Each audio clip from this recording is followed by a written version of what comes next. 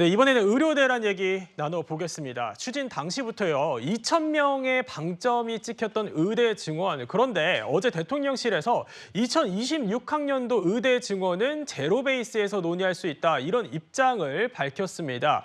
의료계가 합리적 안을 제시하면이라는 단서가 붙긴 했지만, 이종구 평론가님, 네네. 방점은 결국 제로 베이스에 찍혔다, 이렇게 봐야겠죠? 네, 그렇습니다. 네. 대통령실은 그 제로 베이스에서 논의하겠다라는 것보다는 네. 합리적 안을 갖고 오면 이 부분에 좀 더 강조를 하면서 지금까지의 입장이 변하지 않았다는 걸 애써 지금 이야기하지만, 그럼에도 불구하고 이 안이 의료계에서조차 상당히 바뀌고 있다라고 받아들일 정도로 하나의 어떤 모멘텀 확실히 되는 것 같습니다. 두 가지가 더 있는데, 하나는 뭐냐면 한동훈 대표가 이것을 제안하는 형식. 네. 그러니까 이전에 이미 사회수석과 어느 정도 조율을 한 다음에 한동훈 대표가 제안하고 대통령실과 야당이 받아들이는 형식을 취했다는 것 자체가 대통령실에서 어찌됐든 한동훈 대표에 힘을 실어주면서 이 지금 의정 갈등을 풀어나가려고 하는 모습이 보여진다. 이 점에서 상당히 지금 이 제로 베이스에서부터 한다는 것도 역시 한동훈 대표의 제안을 받아들이는 어떤 형식이 돼버렸거든요. 저는 그래서 이 지금 대통령실이 전향적인 어떤 입장으로 바뀌었다라고 표현하고 싶습니다. 그렇군요.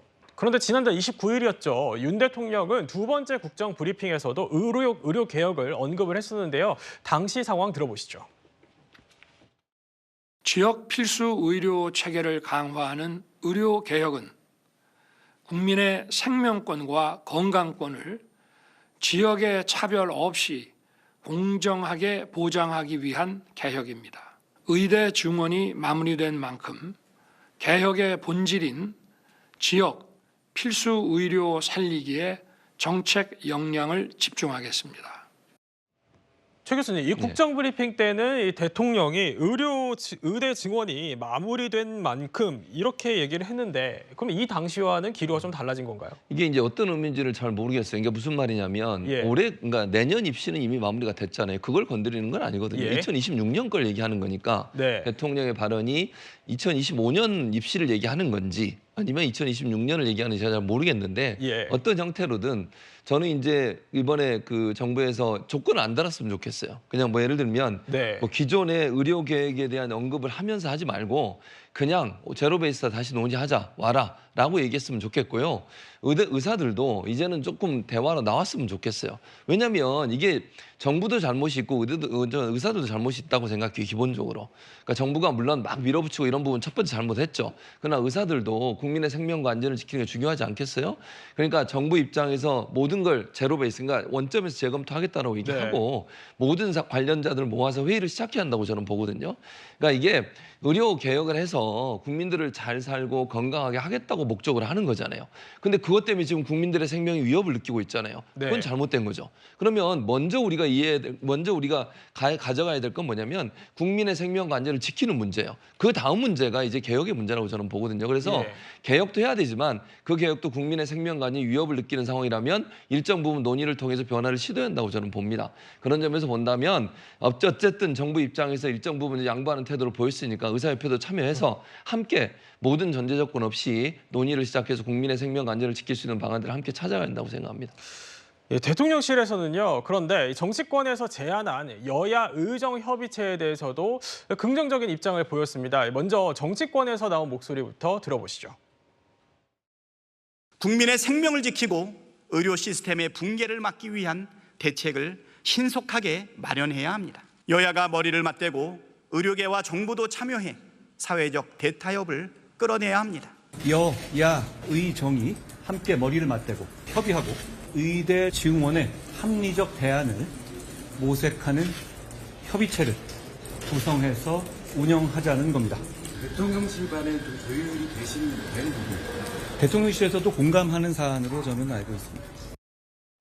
네, 오랜만에 정치권에서 한 목소리를 냈고 여야 의정협의체, 여기에 대해서도 대통령실도 이를 수용한 것으로 알려졌습니다. 홍 전 의원님, 이게 의료 공백 사태 해결에 물꼬를 틀 수 있을까요? 어떻게 좀 전망하십니까? 저는 물꼬가 트이기를 희망합니다. 근데 이제 의료계가 참여할지는 참 아직까지는 좀 의문스러운데 사실 이게 뭐 여야 간에 그리고 여야 정간에 있던 문제가 아니라 이제 의료과의 관계가 지금 중요한 게 아니겠습니까? 네. 지금 이 의료개혁을 왜 시작했는지 우리가 한번 보면 지금 그 지방 의료와 특히 필수 의료 분야에 있어서는 지금 의료인들이 너무 부족해서 네. 지금 국민의 생명과 건강이 굉장히 지금 위협받고 있는 게 어제 오늘의 일이 아닙니다. 예. 그렇기 때문에 역대 정부가 특히 문재인 정부도 지난 의료개혁을 추진을 하면서 매년 400명을 10년에 걸쳐서 하겠다. 특히 공공의대를 수립하겠다, 설립하겠다 그런 어떤 것도 있지만 의료계 강력한 반발에 부딪혀서 자초한 적이 있었죠. 그렇기 때문에 사실 이번 윤석열 정부에서도 그런 어떤 취지에서 일단 의료개혁을 위해서는 기본적으로 의대 정원이 필요하다는 취지로 사실은 지금 밀어붙였다 하지만 지금 복지부에도 제가 자료를 보니까 많은 의료진들과 의료계와 협의를 한 어떤 자료에도 계속 남아 있습니다. 그런데 예. 지금 그 와중에 지금 현재 이제 애초에 원안에서 2,000명에서 상당 부분 1,500명으로 후퇴했고 또 정부도 지금 2026년부터는 새롭게 의논하겠다고 이야기를 했음에도 불구하고 이렇게 참여를 하고 있지 않은데 지금 정치권에서도 나서서 이렇게 의료계가 자꾸 이제 참여를 하도록 이렇게 논의에 협의의 장을 만드는 것은 저는 대단히 필요하다고 봅니다. 그럼에도 불구하고 지금 의료계에서는 2026년도가 아니라 2025년도 지금 의대 정원안을 지금 백지화해야 된다. 이런 어떤 주장을 계속하고 있는데 지금은 의료계에서도 저는 적극적으로 좀 참여하는 것들이 절대적으로 필요하지 않을까 생각합니다. 네, 홍 전 의원께서 말씀해 주신 것처럼 전국의과대학 교수협의회에서는요. 2025년도 의대 증원 논의 필요성을 언급하고 있고요. 또 민주당에서도 이 가능성을 아예 배제하지는 않았습니다. 2025학년도 정원에 대해서도 논의 테이블에 올라올 수 있다고 한다면 저희는 참여할 수 있을 가능성도 높아진다 이렇게 봅니다. 25년도 정원의 규모도 논의해서 굳이 배제할 필요는 없을 것이다 라는 것이 저희들의 생각입니다. 네, 김수희 평론가님, 그런데요. 이틀 뒤인 9일부터 이게 2025학년도 수시원서 접수가 시작된다고 들었습니다.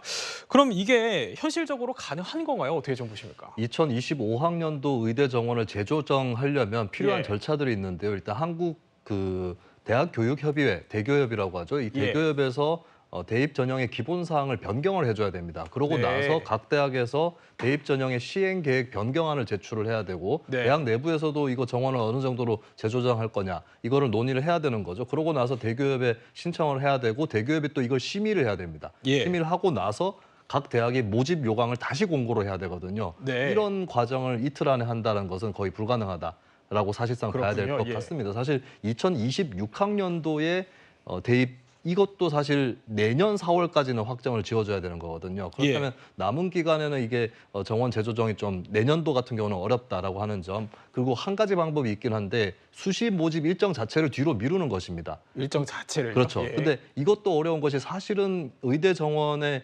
의대의 수시 모집 같은 경우는 이미 네. 7월에 재외국민이나 외국인 특별 전형으로 출발을 했거든요. 네. 이 수시가 이미 출발한 측면이 있는 것이고 그리고 또 이걸 뒤로 늦춘다고 했을 때는 국민 일각에서는 항의를 하거나 나가서는 소송까지 걸 수 있는 예. 이런 위험은 있다라는 것은 좀 유념을 할 필요가 있을 것 같습니다. 현실적으로 그렇게 어려운 건데 이 정치권과 의료계에서는 이런 목소리가 왜 나오는 겁니까? 일단은 2025학년도냐, 2026학년도냐 이걸 가지고 계속 싸우다 보면 결국에 협의 자체를 못하게 된다라고 하는 이런 불안들이 있는 것이죠. 그래서 제가 지금 드린 얘기를 이 협의 과정에서라도 좀 나눠보자. 뭐 이런 취지에서 정치권 일각에서 2025학년도의 재조정까지도 문을 열어둔 게 아닌가. 협상 자체를 출발시켜야 되기 때문에 그런 얘기를 하는 것이라고 보여집니다. 그렇군요. 정부가 이렇게 기조 변화를 보인 데에는요. 의료 현장의 상황이 그만큼 심각했기 때문이겠죠.